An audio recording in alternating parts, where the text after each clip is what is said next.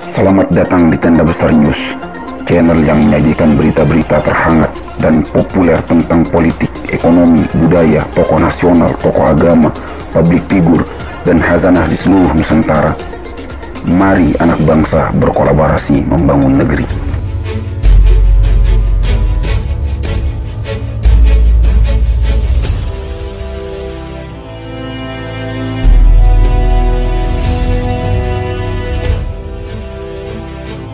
Sata, saksi mata terbunuhnya Shirin Abu Akleh.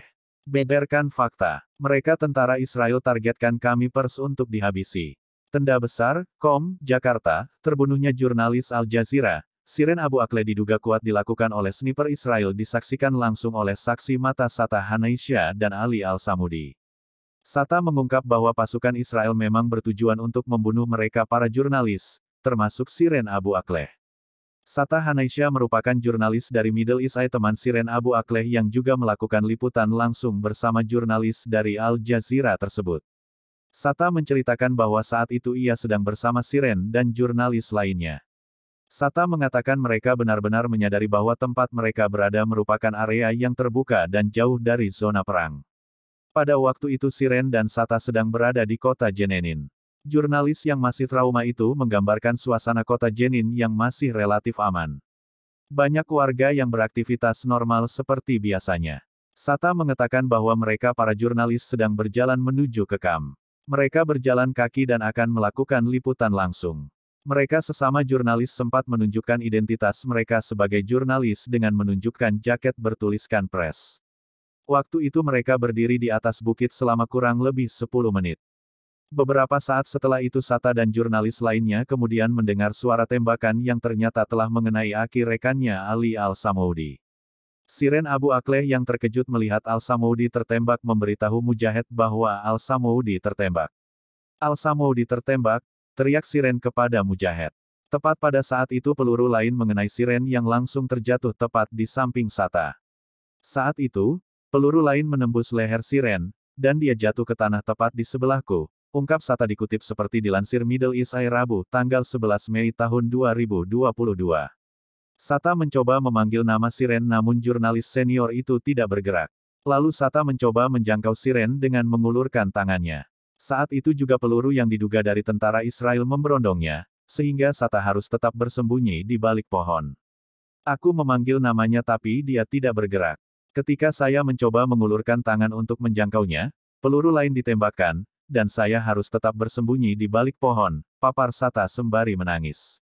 Peristiwa pembunuhan itu membuat Sata mengalami syok berat. Dia meyakini bahwa apa yang dilakukan oleh pasukan Israel tujuannya memang untuk membunuh mereka para jurnalis yang selama ini mendokumentasikan kejahatan yang dilakukan oleh Israel. Apa yang terjadi adalah upaya yang disengaja untuk membunuh kami. Siapapun yang menembak kami, tujuannya adalah untuk membunuh, tutur Sata. Sata menegaskan bahwa orang yang menembak mereka adalah pasukan sniper dari Israel.